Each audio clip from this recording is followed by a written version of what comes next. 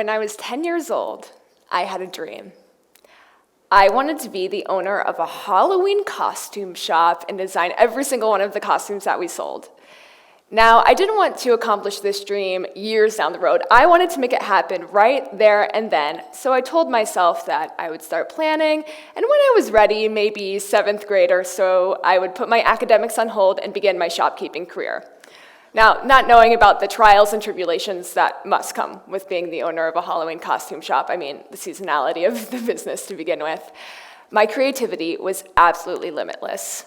I was constantly sketching ideas for costumes and thinking of names for the store, and even researching properties that were available for rent in the area. And meanwhile, I was telling my parents about this dream as it was happening. And not once do I remember them saying, "Jordan, you're just much too young for this," or "Really, this isn't the best kind of business to get into." Instead, they encouraged me to continue pursuing the idea. Now, I'm sorry to disappoint anyone. I cannot provide anyone here with Halloween costumes, although I will provide my input during the social.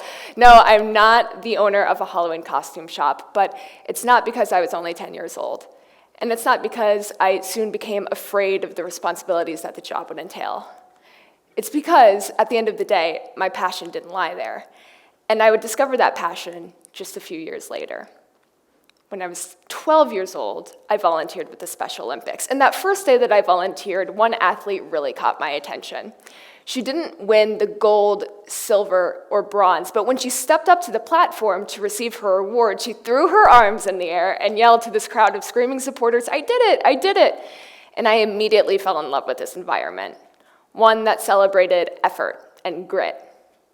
As all of you know by now, I had a bit of an entrepreneurial urge, so I wanted to create something new for the athletes that I met at the Special Olympics. And I was thinking of that one thing that I could bring to the table. My mind immediately went to pageants. I know, many of you might be thinking, what in the world, of all things, pageants? Seriously? You see, throughout my childhood, I would participate in a pageant once every summer, and it was always an incredibly positive experience for me. It was less about beauty and makeup as it was about communication skills, philanthropy, and meeting friends outside of my small elementary school. So, I combined these two interests and held the first Miss Amazing pageant for girls and women with disabilities when I was 13 years old. The rest of the story is a little bit of a long one, so I'll try to give you the abridged version. By the time I was a senior in high school, I had coordinated Miss Amazing events for 4 years, and Teen Nickelodeon took notice. The network highlighted my work and provided me with a $25,000 grant to expand the program. And throughout my college career, I just became more and more passionate about disability advocacy and spent every bit of spare time I had evolving the program into the nationwide nonprofit that it is today. At this point, Miss Amazing events are held in 32 states across the country, and we just wrapped up our 5th annual national event at the beginning of this month. We are a community that amplifies the voices of girls and women with disabilities and provides them with a platform to develop life skills like interviewing and public speaking. Now, throughout this entire process, I could have backed away. I could have never pursued the idea to begin with. I could have become afraid once the idea spread worldwide. I could have declined the opportunity once I learned what would have been expected of me as an executive director. But all of this was happening when I was a young teenager. And I had this sort of fearlessness that kids so often have.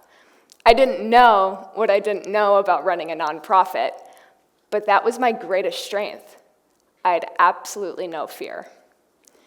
Fearlessness has allowed me to pursue Miss Amazing, and fearlessness has formed the organization's central thesis, which is that girls and women with disabilities can accomplish greatness if given the opportunity to challenge themselves and to take risks. I recently attended our Massachusetts Miss Amazing program, and the mom of one of our participants came up to me, and with tears in her eyes, she said, "I had no idea that my daughter could do that. I had no idea that she could speak to a crowd of people on stage." I hear this all the time. Through Miss Amazing, women with disabilities are proving more and more every day that they can accomplish great things because instead of tearing down their dreams for fear of seeing them fail, we're encouraging them to dream big and to take the leap. We are encouraging them to set wild expectations for themselves. I mean, truly. The only reason that an expectation may seem wild is because it lies outside of the status quo. And unfortunately, today the status quo is that girls and women with disabilities are often marginalized because of two aspects of their identity: being female and having a disability. Because of these widely held myths about their value, women with disabilities often go unseen and unheard. They're often excluded from conversations about their own lives, deprived of the opportunities to make friends, and declined the chance to challenge themselves and to fine-tune their skills. I could tell you really too many stories of incredible women with huge potential that say that their experience at Miss Amazing stands out to them because it's one of the only times that they've felt a sense of self-worth, or it's one of the only times that they've ever felt accepted. Now, I am so glad that I'm able to provide this kind of environment, but at the same time, so enraged that these girls and women don't feel this way the majority of the time. We want to say that you shouldn't only feel accepted, you should feel completely embraced. You should thrive. You should be at the forefront. My hope is that this expectation doesn't seem so wild in the future. Once I graduated from college, I was finally free to direct the Miss Amazing organization full-time, and I was incredibly excited about this. I mean, this had been my dream for the last 8 years, but I was also incredibly overwhelmed.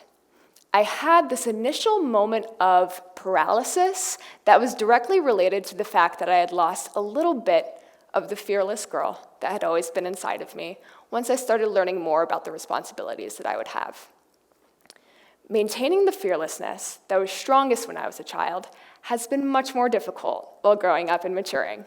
After all, it's much easier to be fearless and naive than fearless and informed. Luckily, I find myself constantly surrounded by people who encourage me to be fearless. For example, Sue, a Minnesota Miss Amazing participant, has battled bullying her entire life and continues to battle it to this day.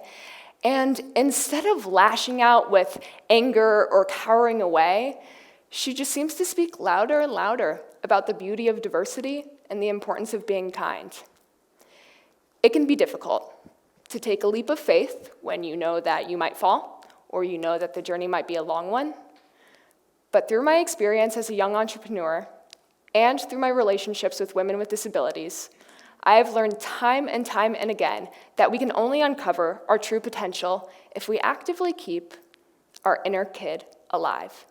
That means putting our fears aside, following our passions, and diving into the unknown.